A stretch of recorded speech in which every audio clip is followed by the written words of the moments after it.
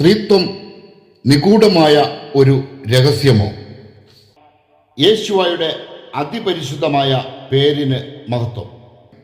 സ്ത്രീത്വത്തെ സംബന്ധിച്ചുള്ള അന്വേഷണത്തിൽ വ്യാപൃതരായ വ്യക്തികളിൽ പ്രധാനി അഗസ്റ്റിനാണെന്ന് നാം കണ്ടു. ഈ അഗസ്റ്റിൻ്റെ ചരിത്രം വായിച്ചിട്ടുള്ളവർക്ക് ഇയാളെ വലിയൊരു പണ്ഡിതനായി അവതരിപ്പിക്കാൻ കോൺസ്റ്റന്റൈൻ സഭകൾ ശ്രമിക്കുന്നതായി മനസ്സിലാക്കാൻ സാധിക്കും. ആധ്യാത്മിക രഹസ്യങ്ങളെ വെളിപ്പെടുത്തുന്നത് പണ്ഡിതന്മാർ കാണുന്ന അബദ്ധധാരണ സഭയിലെ പലർക്കുമുണ്ട്. അതുകൊണ്ട് തന്നെ ദൈവശാസ്ത്രത്തിലോ മറ്റേതെങ്കിലും വിഷയത്തിലോ ഡോക്ടറേറ്റ് നേടിയ വൈദികരെ മാത്രമാണ് മെത്രാന്മാരായി പരിഗണിക്കുന്നത്. ശാസ്ത്രീയ സംഗീതത്തിലും ശാസ്ത്രീയ നൃത്തത്തിലും ഡോക്ടറേറ്റ് നേടിയവരും റോമൻ കത്തോലിക്ക സഭയിലെ വൈദികരുടെ കൂട്ടത്തിലുണ്ട്.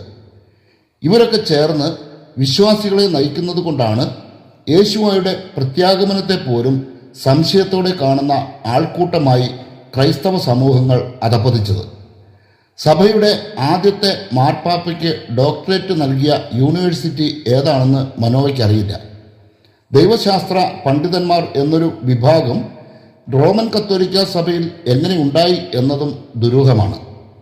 ശാസ്ത്രമാണ് എല്ലാറ്റിൻ്റെയും അവസാനത്തെ ഉത്തരമെന്ന് കരുതുന്ന ചിലർ ക്രൈസ്തവ സഭകളിൽ കയറിക്കൂടുകയും ആധിപത്യം ഉറപ്പിക്കുകയും ചെയ്തതിൻ്റെ പരിണിത ഫലമാണ് ഇന്ന് ദൈവജനം അനുഭവിക്കുന്നത്. ദൈവശാസ്ത്രം എന്നൊരു ശാസ്ത്രം ഇല്ലെന്ന യാഥാർത്ഥ്യം ഇനിയെങ്കിലും തിരിച്ചറിയുന്നില്ലെങ്കിൽ ഇത്തരം ശാസ്ത്ര പണ്ഡിതന്മാരോടൊപ്പം അനേകം ദൈവജനങ്ങളും ദൈവത്തിൻ്റെ പ്രതികാരം രുചിച്ചറിയും. ശാസ്ത്രീയമായി ആരെങ്കിലും വിവേചിച്ചതുകൊണ്ടല്ല യേശുവയുടെ ജനനത്തെ സഭ വിശ്വസിക്കുന്നത്. പുരുഷനെ അറിയാത്ത ഒരു കന്യക ഗർഭം ധരിക്കുകയും ഒരു പുത്രനെ പ്രസവിക്കുകയും ചെയ്തുവെന്ന് ഏതെങ്കിലും ശാസ്ത്രശാഖ സമ്മതിക്കുമോ? ശാസ്ത്രത്തിൻ്റെ യുക്തിയെ നിഷ്പ്രഭമാക്കുന്ന സത്യമാണ് യേശുവ. അവൻ ഈ ഭൂമിയിൽ പ്രവർത്തിച്ച അടയാളങ്ങളും അങ്ങനെ തന്നെ. 2 or 3 പേർ യേശുവയുടെ പേരിൽ ഒരുമിച്ച് കൂടിയാൽ ആ സമൂഹത്തിൽ അദൃശ്യ സാന്നിധ്യമായി അവൻ ഉണ്ടായിരിക്കുമെന്ന് വിശ്വസിക്കാൻ ശാസ്ത്രത്തിൻ്റെ സാക്ഷ്യം തേടി പോകുന്നിടത്താണ് ആത്മീയ അധപ്പതനം ആരംഭിക്കുന്നത്. യേശുവയുടെ വാഗ്ദാനത്തിൽ വിശ്വസിക്കാത്തവർക്ക് അവൻ്റെ സഭയുടെ ഭാഗമായിരിക്കാൻ സാധിക്കില്ല. ഇതാണ് യേശുവയുടെ വാഗ്ദാനം. എന്തെന്നാൽ 2 or 3 പേർ എൻ്റെ പേരിൽ ഒരുമിച്ച് കൂടുന്നിടത്ത് അവരുടെ മധ്യേ ഞാൻ ഉണ്ടായിരിക്കും. മത്തായി അറിയിച്ച യേശുവയുടെ സുവിശേഷം 18-ാം അധ്യായം 20-ാം വാക്യം. യേശുവ വാഗ്ദാനം ചെയ്തിട്ടുണ്ടെങ്കിൽ അത് സംഭവിക്കും എന്ന ഉറപ്പാണ് വിശ്വാസത്തിൻ്റെ അടിസ്ഥാനം. ഈ വിശ്വാസത്തിലേക്ക് ഒരുവന് വളരാൻ പാണ്ഡിത്യം ആവശ്യമില്ല. 2 or 3 പേർ തൻ്റെ പേരിൽ ഒരുമിച്ച് കൂടുന്നിടത്ത് അവരുടെ മധ്യേ താൻ ഉണ്ടായിരിക്കുമെന്ന് യേശുവ പറഞ്ഞത് സത്യമാണോ എന്നറിയാൻ ശാസ്ത്രത്തെ ആശ്രയിച്ചിട്ട് കാര്യമുണ്ടോ? ഈ ചോദ്യത്തിനുള്ള ഉത്തരമായി ഒരു സുപ്രധാന പ്രബോധനം ശ്രദ്ധിക്കുക. വിശ്വാസം എന്നത് പ്രത്യാശിക്കുന്നവ ലഭിക്കുമെന്ന ഉറപ്പും കാണപ്പെടാത്തവ ഉണ്ട് എന്ന ബോധ്യവുമാണ്.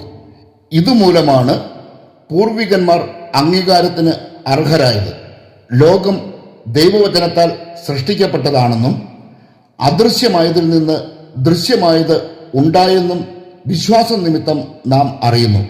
ഹെബ്രായ ലേഖനം 11-ാം അധ്യായം 1 മുതൽ 3 വരെയുള്ള വാക്യങ്ങൾ. ഇതാണ് വിശ്വാസത്തെ സംബന്ധിക്കുന്ന അപ്പസ്തോലിക പ്രബോധനമെങ്കിൽ വിശ്വാസത്തിൽ യുക്തിക്കും ശാസ്ത്രത്തിനും എന്ത് പ്രസക്തിയാണുള്ളത്? ശാസ്ത്രത്തിനും യുക്തിക്കും അവയുടേതായ സ്ഥാനമുണ്ട്. എന്നാൽ ദൈവമനുഷ്യ ബന്ധത്തിൽ അതിന് സ്ഥാനമില്ല. ശാസ്ത്രം ഇന്നും ഇരുട്ടിൽ തപ്പുന്ന അനേകം സത്യങ്ങൾ ഈ പ്രപഞ്ചത്തിൽ തന്നെയുണ്ട്. ഓരോ കാലത്തും ഓരോ നിഗമനങ്ങളാണ് പ്രപഞ്ച സൃഷ്ടിയെ സംബന്ധിച്ച് ശാസ്ത്രത്തിനുള്ളത്. എന്നാൽ ഈ പ്രപഞ്ചത്തിൻ്റെ സൃഷ്ടാവ് തൻ്റെ സൃഷ്ടിയുടെ ചരിത്രം മോശയിലൂടെ ലോകത്തിന് വെളിപ്പെടുത്തി. ദൈവം വെളിപ്പെടുത്തിയ ഈ സത്യങ്ങളെ അസാധുവാക്കാൻ മനുഷ്യൻ നടത്തിയ ശ്രമങ്ങളെല്ലാം പരാജയപ്പെടുകയാണ് ഉണ്ടായത്. പ്രപഞ്ചത്തിൻ്റെ സൃഷ്ടിയെ സംബന്ധിച്ചുള്ള അന്വേഷണങ്ങളിൽ ശാസ്ത്രം പരാജയപ്പെട്ടു എന്നതുകൊണ്ട് പ്രപഞ്ചം എന്ന യാഥാർത്ഥ്യം ഇല്ലാതാകുന്നില്ല. ശാസ്ത്രത്തിൻ്റെ സ്ഥിരീകരണം വരെ പ്രപഞ്ചം എന്നത് യാഥാർത്ഥ്യമാണെന്ന് വിശ്വസിക്കില്ലെന്ന് വാശി പിടിക്കുന്നത് പോലെയാണ് ദൈവത്തെക്കുറിച്ച് ശാസ്ത്രീയമായി സ്ഥിരീകരണത്തിന് കാത്തിരിക്കുന്നതും. ശൗൽ നൽകിയതാണ് വിശ്വാസത്തെ സംബന്ധിക്കുന്ന യഥാർത്ഥ നിർവചനം. 75 വയസ്സ് പിന്നിട്ടപ്പോഴാണ് അബ്രാഹത്തിന് ദൈവം സന്തതിയെ വാഗ്ദാനം ചെയ്തത്. ഈ വാഗ്ദാനത്തെ അവിശ്വസിക്കാതെ 25 വർഷം കാത്തിരുന്ന അബ്രാഹമാണ് വിശ്വാസികളുടെ പിതാവ്. അബ്രാഹം ആശ്രയിച്ചത് ശാസ്ത്രത്തെ അല്ല. അതുകൊണ്ട് തന്നെ അബ്രാഹത്തിൻ്റെ വിശ്വാസം പിന്തുടരുന്നവർ ദൈവത്തെ അന്വേഷിക്കുന്നത് ശാസ്ത്രത്തെ ആശ്രയിച്ചാകരുത്. ബുദ്ധിയുടെയും യുക്തിയുടെയും തലങ്ങളിൽ ദൈവത്തിൻ്റെ അസ്തിത്വം അന്വേഷിക്കുന്നവർക്ക് ഒരിക്കലും അത് കണ്ടെത്താൻ കഴിയില്ല എന്നതിൻ്റെ ഉത്തമ ഉദാഹരണമാണ് കോൺസ്റ്റന്റൈൻ സഭകളും അഗസ്റ്റിൻ്റെ തിയറിയും. ക്രൈസ്തവ സഭകളുടെ നിലവിലെ ത്രിത്വ സിദ്ധാന്തത്തെ വേണമെങ്കിൽ അഗസ്റ്റീനിയനിസം എന്ന് വിളിക്കാം. വിശ്വാസത്തെ സംബന്ധിച്ച് ശൗൽ നൽകിയ പ്രബോധനവും കോൺസ്റ്റന്റൈൻ സഭകളുടെ ദൈവശാസ്ത്രവും ചേർത്ത് വെച്ച് ചിന്തിച്ചാൽ മനസ്സിലാക്കാൻ സാധിക്കുന്നത് നിക്യ വിശ്വാസ പ്രമാണത്തെ അംഗീകരിക്കുന്ന സമൂഹങ്ങൾ അപ്പസ്തോലിക സഭയുടെ ഭാഗമല്ല എന്ന സത്യമാണ്. എന്തെന്നാൽ സൃഷ്ടിയുടെ പുസ്തകത്തിലെ ആദ്യ അധ്യായങ്ങൾ യക്ഷിക്കഥയാണെന്നാണ് പ്രമുഖ കോൺസ്റ്റന്റൈൻ സഭയായ റോമൻ കത്തോലിക്ക സഭയിലെ ശാസ്ത്രികൾ പറയുന്നത്. ഈ ശാസ്ത്രികളെയോ ഇവരെ അനുഗമിക്കുന്നവരെയോ അപ്പസ്തോലിക സഭയുടെ ഭാഗമായി പരിഗണിക്കാൻ സാധിക്കില്ല. പ്രപഞ്ച സൃഷ്ടിയെ സംബന്ധിച്ച് മോശയിലൂടെ പ്രഖ്യാപിക്കപ്പെട്ട സത്യങ്ങൾ വിശ്വസിക്കാൻ ശാസ്ത്രത്തിൻ്റെ സാക്ഷ്യപത്രം പ്രതീക്ഷിച്ച് കാത്തിരിക്കുന്നവരെ എങ്ങനെയാണ് ദൈവത്തിൻ്റെ സ്ഥാനപതികളായി പരിഗണിക്കാൻ കഴിയുന്നത്?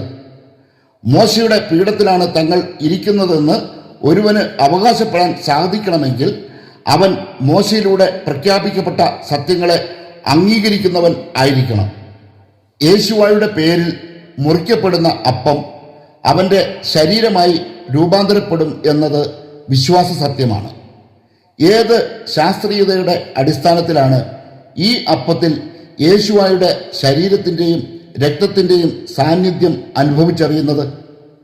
ശാസ്ത്രത്തിന് മനസ്സിലാക്കാൻ കഴിയാത്ത അനേകം കാര്യങ്ങൾ ഈ ലോകത്ത് ഉള്ളതുപോലെ ദൈവത്തിൻ്റെ പ്രവൃത്തികളിലും ശാസ്ത്രത്തെ വിസ്മയിപ്പിക്കുന്ന അനേകം സത്യങ്ങളുണ്ട്. ദൈവശാസ്ത്രജ്ഞരെന്ന് വിളിക്കപ്പെടുന്ന വ്യക്തികൾക്ക് ബൈബിളിലെ പല കാര്യങ്ങളും ഗ്രഹിക്കാൻ ഇതുവരെ കഴിഞ്ഞിട്ടില്ല. കാരണം ഇവരെ നയിക്കുന്നത് ദൈവശാസ്ത്ര പഠനങ്ങൾ മാത്രമാണ്. പഠനം പൂർത്തിയാക്കാത്ത വ്യക്തികൾ പഠിപ്പിക്കാനിറങ്ങിയാൽ എന്തായിരിക്കും അവസ്ഥയെന്ന് സാമാന്യബോധമുള്ളവർ ചിന്തിക്കണം. ആരെങ്കിലും തങ്ങളുടെ ഹൃദയ ശസ്ത്രക്രിയ നടത്തുവാൻ ഒരു മെഡിക്കൽ വിദ്യാർത്ഥിയെ സമീപിക്കുമോ? തലച്ചോറിനെ കീറി മുറിക്കാൻ തയ്യാറാകുന്നവരും പരിചയസമ്പന്നരെ മാത്രമേ സമീപിക്കൂ. അങ്ങനെയെങ്കിൽ ഹൃദയത്തെക്കാളും തലച്ചോറിനേക്കാളും എത്രയോ പ്രധാനപ്പെട്ടതാണ് നമ്മുടെ ആത്മാവ്. ഈ ആത്മാവിനെ ശുശ്രൂഷിക്കുന്നവരാകട്ടെ പഠനം പൂർത്തിയാക്കാത്ത വിദ്യാർത്ഥികളും. ഇവിടെയാണ് ഒരു പുനർവിചിന്തനം അനിവാര്യമാകുന്നത്. ദൈവശാസ്ത്രം എന്നത് പരിശുദ്ധാത്മാവിനെ ഉപേക്ഷിച്ച് സ്വന്തം യുക്തി കൊണ്ട് നടത്തുന്ന ദൈവാന്വേഷണമാണ്. അതുകൊണ്ട് തന്നെയാണ് ത്രിത്വത്തെ സംബന്ധിച്ചുള്ള സത്യത്തിൽ നിന്ന് ദൈവശാസ്ത്ര പണ്ഡിതന്മാർ അകറ്റപ്പെട്ടിരിക്കുന്നത്. അതായത് ജ്ഞാനത്തെ അവഗണിച്ച് വിജ്ഞാനത്തെ മുറുകെ പിടിച്ചിരിക്കുന്നവരാണ് ദൈവശാസ്ത്ര പണ്ഡിതന്മാർ. ഇവരെ നയിക്കുന്നത് ജ്ഞാനമായിരുന്നുവെങ്കിൽ സൃഷ്ടിയുടെ പുസ്തകത്തിലെ ആദ്യത്തെ 6 അധ്യായങ്ങൾ യക്ഷിക്കഥയാണെന്ന് പറയുമായിരുന്നില്ല. റോമൻ കത്തോലിക്ക സഭയിലെ ആചാര്യ സമൂഹം ഒന്നടങ്കം ഇന്ന് ഈ ബോധ്യത്തിലാണ് ജീവിക്കുന്നത്. ദൈവമായ യാഹ്വേ മോശയിലൂടെ അരുളി ചെയ്ത സത്യങ്ങളിൽ ഏതെങ്കിലും ഒന്ന് യക്ഷിക്കഥയായി പരിഗണിക്കുന്നവർക്ക് മറ്റെല്ലാം അങ്ങനെ തന്നെയായിരിക്കും. എന്തെന്നാൽ പരിശുദ്ധാത്മാവിനെ നിഷേധിക്കുന്നവരെ സ്ഥലജല വിഭ്രാന്തി പിടികൂടുകയും വിഗ്രഹങ്ങളുടെ മാലിന്യങ്ങളിലേക്ക് ഇവർ വശീകരിക്കപ്പെടുകയും ചെയ്യും. തങ്ങളുടെ ബുദ്ധിക്ക് അഗ്രാഹ്യമായ സത്യങ്ങളെ യക്ഷിക്കഥ എന്ന് ആക്ഷേപിക്കുന്നവരാണ് ഒരു സമൂഹത്തെ പഠിപ്പിക്കുകയും നയിക്കുകയും ചെയ്യുന്നതെങ്കിൽ ഈ സമൂഹം ദൈവിക സത്യങ്ങളിൽ നിന്ന് പൂർണ്ണമായി അകറ്റപ്പെടും. ത്രിത്വത്തിൻ്റെ യഥാർത്ഥ സത്യം വെളിപ്പെടുത്തുന്നതിന് മുൻപ് നിക്യ വിശ്വാസ പ്രമാണത്തിലെ ത്രിത്വ നിർവചനം കൂടി മനസ്സിലാക്കിയിരിക്കേണ്ടതുണ്ട്. അപ്പോൾ മാത്രമേ ദൈവശാസ്ത്ര പണ്ഡിതന്മാരുടെ ഭോഷത്വം എത്രത്തോളം ഗുരുതരമാണെന്ന് വ്യക്തമാകുകയുള്ളൂ. ഈ ചാനൽ ഇതുവരെയും സബ്സ്ക്രൈബ് ചെയ്തിട്ടില്ലാത്തവർ സബ്സ്ക്രൈബ് ചെയ്യുകയും ബെല്ലൈക്കൺ അമർത്തുകയും ചെയ്യുക. ഈ സന്ദേശത്തിൻ്റെ പൂർണ്ണരൂപം കമൻറ്റ് ബോക്സിൽ പിൻ ചെയ്തിട്ടുണ്ട്.